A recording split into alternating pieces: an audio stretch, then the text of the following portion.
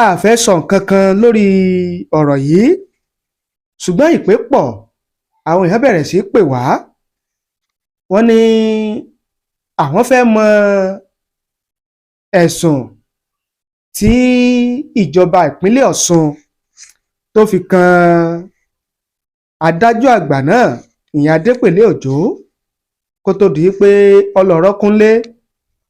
Ìdí rèé tí a fi ṣèwádìí àbọ̀wádìí wa òun náà ni àwa fẹ́ mú wá fún yín nínú fídíò yìí tá a sì fẹ́ kẹ́ ẹ farabalẹ̀ kẹ́ ẹ gbọ́. Àkọ́kọ́ nínú ẹ̀sùn mẹ́fà tí ìjọba ìpínlẹ̀ Ọ̀ṣun lábẹ́ gómìnà Ademola Adeleke tó fi kan adájọ́ àgbà nípínlẹ̀ Ọ̀ṣun ìyẹn Adépèlé Òjó. Àkọ́kọ́ ni ẹ̀sùn wípé adájọ́ àgbà nípínlẹ̀ Ọ̀ṣun Adépèlé Òjó wọ́n ló gbé owó tó wà fún ẹ̀ka ètò ìdájọ́ nípínlẹ̀ Ọ̀ṣun gba ibòmíràn lọ, owó tó tó 5 million naira. Ẹ̀kejì, gbígbé owó àjẹmọ́nú tó wà fún aṣọ rírà ti àwọn adájọ́ kan ní ìpínlẹ̀ Ọ̀ṣun wọ́n ló gbé ibòmíràn lọ. Ẹ̀sùn ẹlẹ́ẹ̀kẹta, wọ́n ní Adépèlé Òjó, adájọ́ àgbà Adépèlé Òjó wípé ó pàṣẹ fún àwọn òṣìṣẹ́ ẹ̀ka ètò ìdájọ́ nípínlẹ̀ Ọ̀ṣun láti lọ rọ́kúnlé láì fi ti àṣẹ tó rí sí ẹ̀ka ètò ìdájọ́ ṣe nípínlẹ̀ Ọ̀ṣun. Ẹlẹ́ẹ̀kẹrin nínú àbọ̀wádìí wa lára àwọn ẹ̀sùn tí ìjọba ìpínlẹ̀ Ọ̀ṣun tí wọ́n fi kan adájọ́ Adépèlé Òjó, adájọ́ àgbà Adépèlé Òjó, ó ní wípé wọ́n ní Adépèlé Òjó wípé ó gbé owó tó wà fún ti ìjọba tí wọ́n ń pa wọlé ní ẹ̀ka ètò ìdájọ́ wípé ó gbé gba ibòmíràn lọ. Àwọn owó tí wọ́n ń pa wọlé látàrí owó táwọn èèyàn ń san tí wọ́n fẹ́ búra nílé ẹjọ́ wípé ó gbé owó yẹn ó gbé gba ibòmíràn lọ, léyìí tí ó yẹ kí ó jẹ́ ti ìjọba ìpínlẹ̀ Ọ̀ṣun. Ẹ̀sùn karùn-ún lára àwọn ẹ̀sùn tí wọ́n fi kan ìyá adájọ́ àgbà Adépèlé Òjó ni wípé kíkọ̀ láti tẹ̀lé ìdájọ́ ilé ẹjọ́ tó dá òṣìṣẹ́ ilé ẹjọ́ kan láre wípé kò jẹ̀bi ẹ̀sùn tí wọ́n fi kàn án tó sì kó owó tó tó mílíọ̀nù lọ́nà 30 náírà jẹ. Ẹlẹ́ẹ̀kẹfà òun náà ni wípé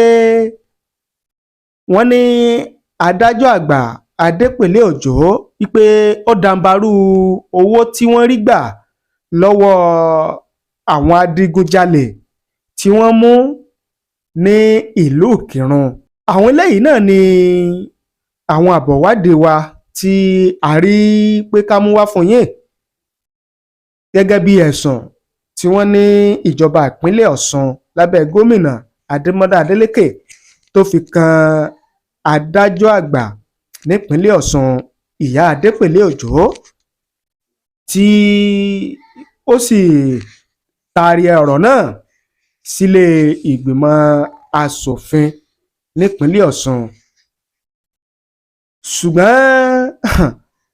ohun tó wá ń fa wuyewuye ni wípé bí gómìnà ìpínlẹ̀ Ọ̀ṣun bó ṣe yára pàṣẹ pé kí adájọ́ àgbà nípínlẹ̀ Ọ̀ṣun náà ìyẹn ìyá adájọ́ àgbà Adépèlé Òjó pé kó kúrò lórí àga, kó kúrò nípò agbára, kó lọ rọ́kúnlé, tó sì sáré yan Fìdíẹ́ adájọ́ àgbà nípínlẹ̀ Ọ̀ṣun. Oríṣiríṣi ọ̀rọ̀ wá ni àwọn èèyàn ti ń sọ wípé àwọn kan ní gómìnà ìpínlẹ̀ Ọ̀ṣun pé kò bọ̀wọ̀ fófin, pé ìgbésẹ̀ yẹn ò tó, pé àṣẹ tó pa pé kò yẹ kó sáré pàṣẹ láti pé kí adájọ́ àgbà nípínlẹ̀ Ọ̀ṣun náà pé kó lọ rọ́kúnlé nígbà tó jẹ́ pé ọ̀rọ̀ náà ti wà ní iwájú ilé ìgbìmọ̀ asòfin tí wọ́n ó ṣèwádìí ẹ̀sùn tí wọ́n fi kan ìyá yìí. Bẹ́ẹ̀ làwọn kan sọ wípé ẹ̀sùn tí wọ́n fi kan ìyá yìí kó ti pọ̀ jù, bó ṣe yẹ kó rí òun náà ni ìjọba ìpínlẹ̀ Ọ̀ṣun lábẹ́ gómìnà Ademola Adeleke tó yẹ kán ṣe náà ni wọ́n ṣe yẹn, bí wọ́n ṣe sáré yọ ọ́ tí wọ́n ní kó lọ rọ́kúnlé, tí wọ́n sì sáré yan ẹni tí ó máa rólédè ìyá yìí gẹ́gẹ́ bí adájọ́ àgbà nípínlẹ̀ Ọ̀ṣun. Ẹ gbọ́, kí ni èrò tiyín, kí ni ìwòye tiyín lórí eléyìí? Ẹ fi èrò tiyín, ìwòye tiyín, ẹ fi ránṣẹ́ sí wa nísàlẹ̀ fídíò láàyè kọ́mẹ́ǹtì yìí.